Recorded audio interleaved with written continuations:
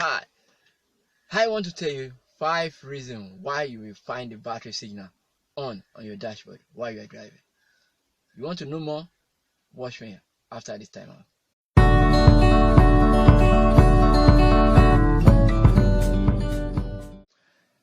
Yeah, welcome back. My name is Bola.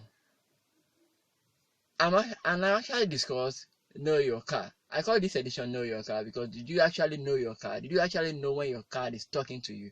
So now, today we'll be looking at the battery signal on your dashboard. Have you ever imagined you driving on the highway, all of a sudden you just discover that on your dashboard there is this battery signal that comes up? What does it mean? What is it actually trying to communicate to you? But because the car has been designed in such a way that it should be able to tell you if anything is going wrong or anything.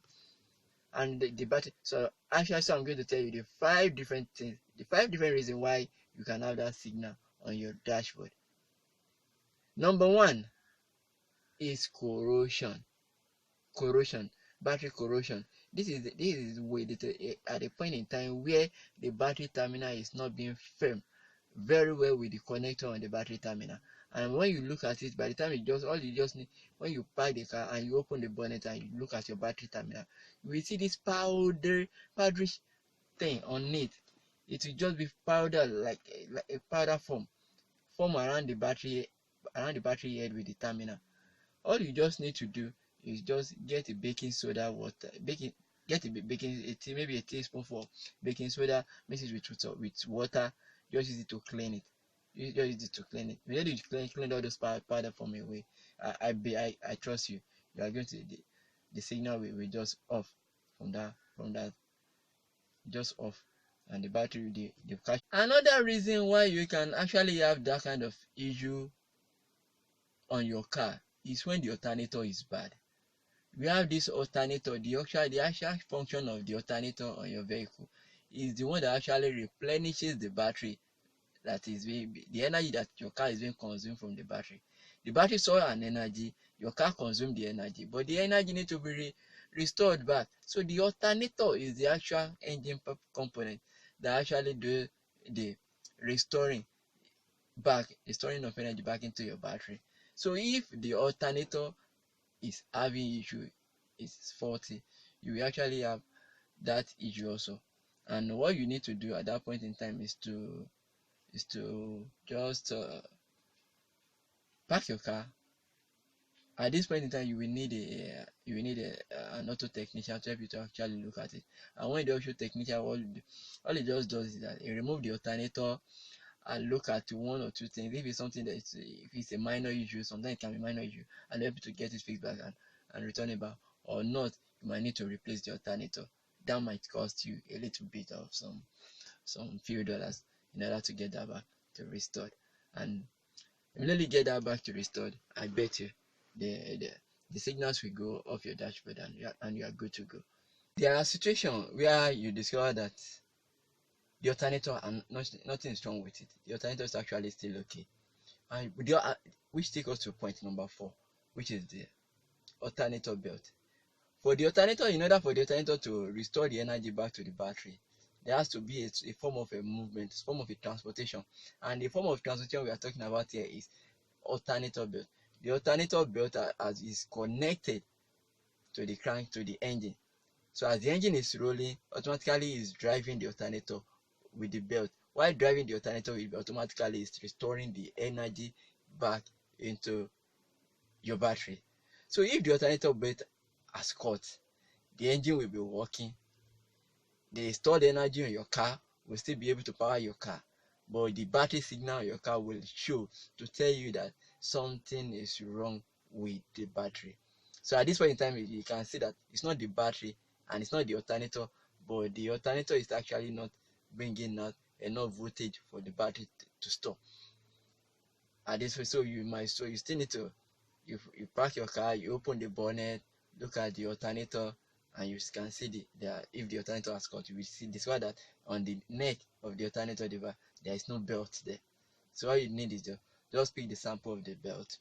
So at this point in time, you don't need to stress yourself about the specification, because actually each belt has a specification on it. There is a number model of that alternator that is being written on there. So but You don't need to worry about yourself or any of this one. So just get yourself, go to the nearest spare part dealer, just go with the sample. So immediately you get there, they will just look at it, and it might cost you maybe some few dollars. We get it fixed for you. You get the alternate, the spare belt, the belt, and fix it back to the alternator. I bet you the signal will go off.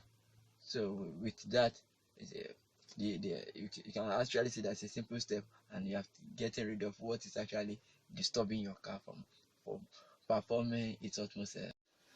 The number two reason can be a loose cable, because the battery itself has a cable that is connected onto it.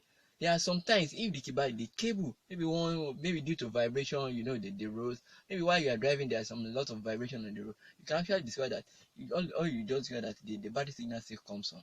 And when you now pull over, park your car and open the bonnet, when you actually check it, you will discover that the battery terminal is just dangling, kind of like it's not being well tight. It's not well tight to the cable, to the battery head itself. So if you discover that such a situation, all you just need is, most of the time, the battery comes with kind of like a bolt 10 spanner. So you need just a bolt, just retight it very well, remove any dirt that you observe, just clean it and just tighten it very well, and the battery will just, everything comes back to life, and you just to check your dashboard, and it won't be there. My number 5 reason why your battery signal is coming on your dashboard. Did you know what? That is telling you that your battery is dead.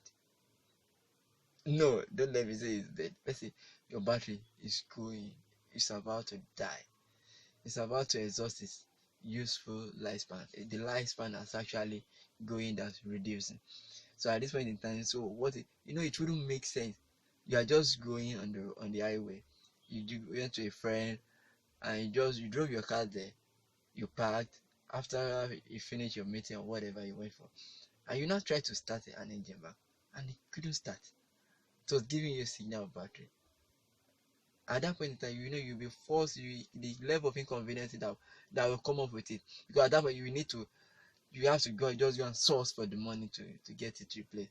So immediately that side signal is telling you, and you've cross-checked all those the checklist I've made mention of earlier from those 1 to 4. So the number 5 one will be the battery. So it's simply telling you that the actual life of the battery is going down. It's going down. So how do we now test if it goes to this kind of level? So what you need to do is, at this point in time, you will need a multimeter. The multimeter is actually what we will use is a testing tool. So you need to use it to test the voltage on the battery. So the actual voltage of the battery of a functional level battery we start from the minimum, will be from 12.5 above.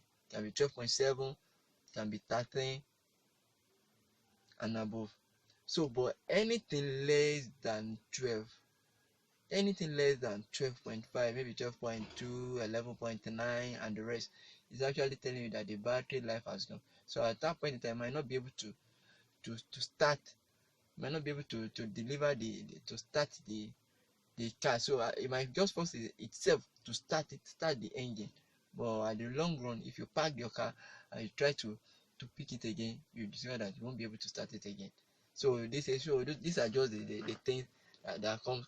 So when you discover that kind of signal, just quickly save up for another battery, in order to not to put yourself in any inconvenience, uncomfortable situation where you might find yourself. So that with that, you shouldn't have any issue with your car. Those are the 5 tips that I promise I'm going to take. So I believe I've passed a message. I believe I've informed, because the essence of this video is just to inform. Be an informed person. As a car owner, you must know your car. You must know the signal it's giving you. So not that you just be getting unnecessary information at this point in time. So my friend, do you like this video? If you like this video, all I need from you is just a thumb up. That means you like it. You can actually subscribe to the channel by just clicking the subscribe button below. You can also click the notification button so that anytime I release this kind of video, because these are the kind of video I want you to understand your car. You don't need to be stressing yourself. So there are some things you can afford some unnecessary inconvenience that you can afford, that is within your hand. You understand some little things that you can actually you do and you get your car on a proper mode. So hi, so my name is Bola once again. I'll see you some other time. Thank you.